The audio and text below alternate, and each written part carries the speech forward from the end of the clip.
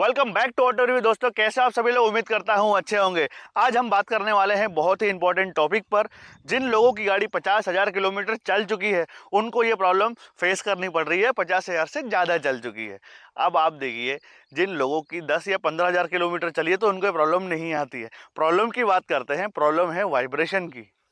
अपनी वैगन में एक प्रॉब्लम आई कुछ दिन पहले कि जब हम गाड़ी स्टार्ट करते हैं तो गाड़ी में बहुत तेज वाइब्रेशन होने लग रहा है। अब ये वाइब्रेशन होने की वजह से डैशबोर्ड पे भी फील हो रहा है, स्टीयरिंग व्हील पर भी फील हो रहा है और फील हो रहा है हैंड ब्रेक पर भी। अगर हम बाहर खड़े हुए हैं तो बाहर भी वो एक कड़कड़ कड़कड़ एक महसूस होता है कि यार ये क्या हो गया गाड़ी को। गाड़ी तो बिल्कुल नहीं है, 1 या 1.5 साल ही हुआ है गाड़ी को। हाँ, 50,000 किलोमीटर चल चुकी है, लेकिन यार ये प्रॉब्लम क्या आ रही है। तो हम इस गाड़ी को सर्विस सेंटर लेके गए, लेकिन लास्ट टाइम जब 4th सर्विसिंग करवाई थी हमने, पेड सर्विसिंग, जो 40,000 किलोमीटर पर हुई थी, तब उन्होंने मुझे ये कहा था कि भैया आपकी गाड़ी में ना क्लच प्लेट डलेगी 50 या 55,000 60,000 किलोमीटर पर। तो वो कहीं ना कहीं मेरे माइंड में उन्होंने एक बात डाल दी थी कि यार क्लच में प्रॉब्लम आने वाली है 50,000 या 60,000 किलोमीटर होने के बाद। अब देखो, हर किसी कंपनी का जो क्राइटेरिया होता है ना वो अलग अलग होता है।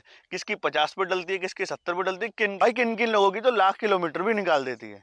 लेकिन जब अपनी वैगनार को स्टार्ट करके जब मैं सुबह निकल रहा था तो ऐसा महसूस हो रहा था कि गाड़ी धड़गड़ गड़गड़ झटके लेने लगी है। तो यार मेरे माइंड में शोरूम वालों ने एक बात डाल दी थी कि यार क्लच प्लेट की एक बात कही थी उन्होंने, यार क्लच प्लेट में तो कोई प्रॉब्लम नहीं है। तो मुझे कहीं ना कहीं महसूस हो रहा था कि यार क्लच प्लेट में प्रॉब्लम है।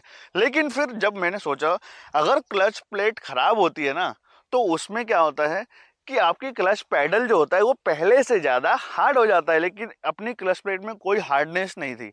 प्रॉब्लम हमेशा पहले गियर और रिवर्स गियर पर और स्टार्ट करने पर, ये 3 जगह पे ही आपको महसूस होती है। जब गाड़ी रनिंग में होती है तब आपको ये महसूस नहीं होती है। अगर महसूस नहीं हो रही है तो क्या वो वाइब्रेशन नहीं है? महसूस नहीं होती, लेकिन वाइब्रेशन कहीं ना कहीं चल रही होती है।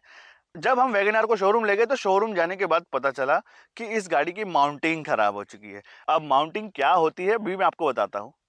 अपनी जो वैगन है वो ट्रिप पर चली गई है टेस्ट होने के लिए। अब 1,000 किलोमीटर की ट्रिप है उसकी। तो मैं अभी आपको दिखा देता हूँ, आ जाओ मेरे पास। ये रहे वो माउंटिंग। ये जो 3 होल देख रहे हो ये लगते हैं बॉडी के साथ, और इसमें आपका इंजन जो होता है ये 2 नट के ऊपर, और ये जो बीच में रबड़ का पार्ट देख रहे हो आप, ये आप देख सकते हो, ये आपका शॉक एब्जॉर्ब करता है। जैसे कि आपका सस्पेंशन होता है, गाड़ी के सामने के 2 सस्पेंशन, पीछे के 2 सस्पेंशन, ये हमारे गड्ढे जो लगते हैं, खड्डे जो लगते हैं, उनका जो शॉक लगता है उसको एब्जॉर्ब करते हैं। तो भैया ये इंजन आपकी गाड़ी का सबसे भारी पार्ट होता है, सबसे मेन पार्ट, यानी धड़कन होती है आपकी गाड़ी की। तो उसको होल्ड करने के लिए, ये आप देखो आवाज़ आ रही है, ये होल्ड करने के लिए ये माउंटिंग बनाई जाती है, जो कि आपकी गाड़ी के लिए ही डिज़ाइन की गई है। अब आप ये देखिए, ये दूसरी माउंटिंग है। वैगनार में टोटल 3 माउंटिंग होती है इंजन के लिए, ए, बी और सी। तो अपने पास ए और सी है, बी नहीं है। अब आप सोच रहे हो यार बी कहाँ चली गई, वो भी मैं आपको बताता हूँ। जब हम शोरूम गए तो वहाँ पर अवेलेबल ही नहीं थी। तो हमने सोचा कि यार अब अवेलेबल भी नहीं है और 5:30 भी बज चुके हैं, 6 बजे सर्विस सेंटर बंद हो जाते हैं।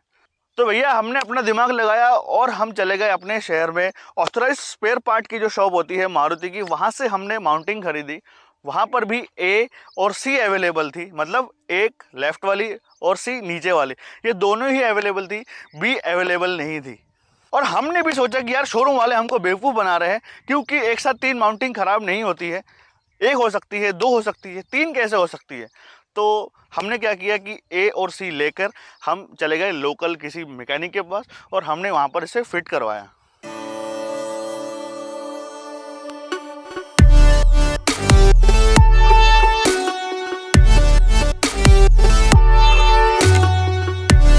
जब हमने इसे गाड़ी को चला के देखा तो भैया 80% जो प्रॉब्लम थी वो सॉल्व हो चुकी थी। वाइब्रेशन जो थी वो पहले से कम हो चुकी थी, लेकिन कहीं ना कहीं अब वो गाड़ी ट्रिप पर चली गई है और मेरे दिल में कहीं ना कहीं वो बात है, अगर एक और डल जाती तो वो प्रॉब्लम हमारी सॉल्व हो जाती। अब आप देखिए इस बॉक्स के ऊपर क्या लिखा हुआ है, मारुति सुजुकी जेन्युइन पार्ट। ये आपके दोनों ही जो पार्ट्स आप देख रहे हो ये मारुति जेन्युइन पार्ट्स है।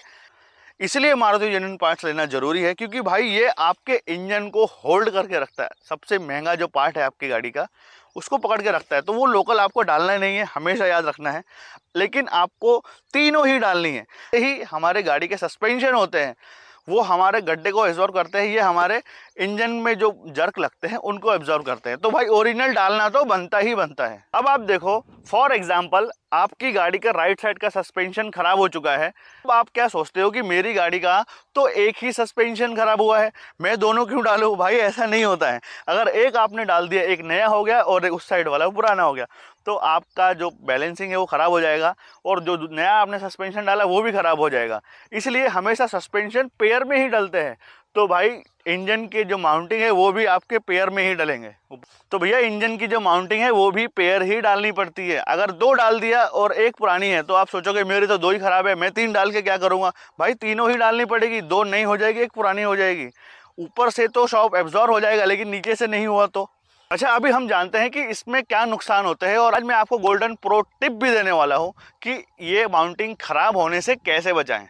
भाई प्रो टिप्स बताने से पहले ये तो जान लो कि ख़राब कैसे होती है। जिन लोगों की गाड़ी 50-60 हज़ार किलोमीटर से ज़्यादा हो चुकी है, जो डेली ही चलते हैं और उनके एरिया में बहुत ख़राब सड़कें हैं या कच्चा पक्का रोड है, ऑफ रोडर है, जो लोग गांव के इलाके में रहते हैं उनकी गाड़ियों में ये प्रॉब्लम ज़्यादा फेस करनी पड़ती है उनको।